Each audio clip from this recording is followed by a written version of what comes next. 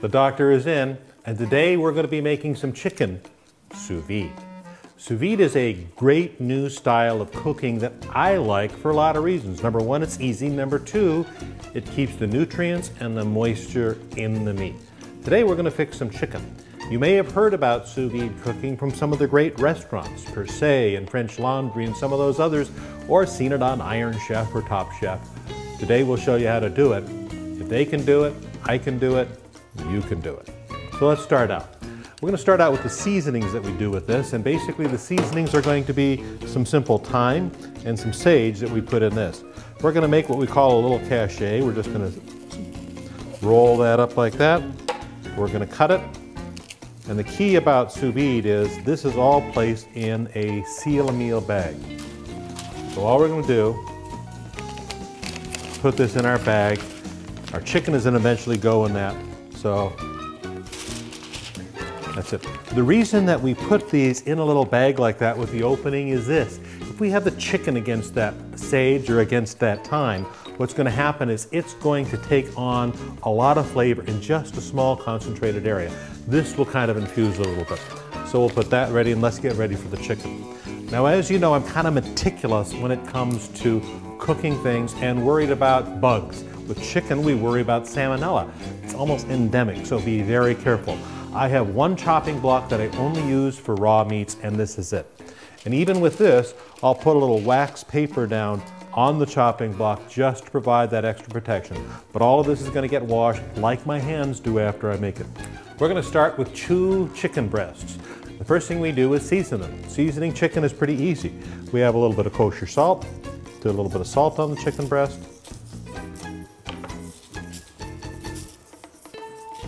and pepper. This is all we need for our chicken. You can put other things in there if you like a little granulated garlic, but in this case, salt and pepper is the simplest thing, and that's all I'm going to do.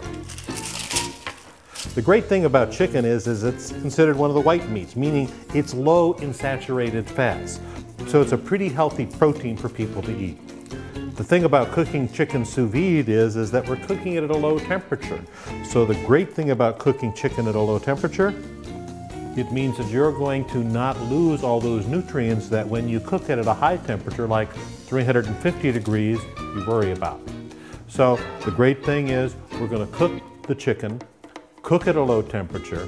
We're going to be able to maintain the moisture of the chicken. It's actually going to taste better. My mouth is watering just talking about it. And we're not going to destroy the vital nutrients in the chicken that we can use for ourselves. So we're going to go ahead and put them in the bag and vacuum seal it.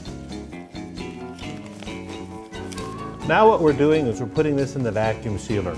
The idea is that we want all of the air out of it because when it goes into our water oven, we want the water to be in contact with the plastic that is in contact with our chicken. Just to remind you of what's in the bag. We have our little cachet we made that contains some sage and thyme, great herbs. The chicken itself has simply salt and pepper in it, and I put the equivalent of a pad of butter. Don't worry, the butter is not something that's going to add to the calories of the chicken because it's just going to be something that will surround the chicken and cook it. If you've heard people talk about confit style, that's the same thing. Probably the French have a better way of saying that than I do. So I'm going to vacuum seal it now. Simple vacuum sealer. And there we go. The other thing about vacuum sealing food is if you're not ready to cook it yet, it's vacuum sealed. It's a great thing. You can leave it in the refrigerator for up to a couple of days. Far better than leaving it in the butcher paper that it came in. This is what we call a water oven.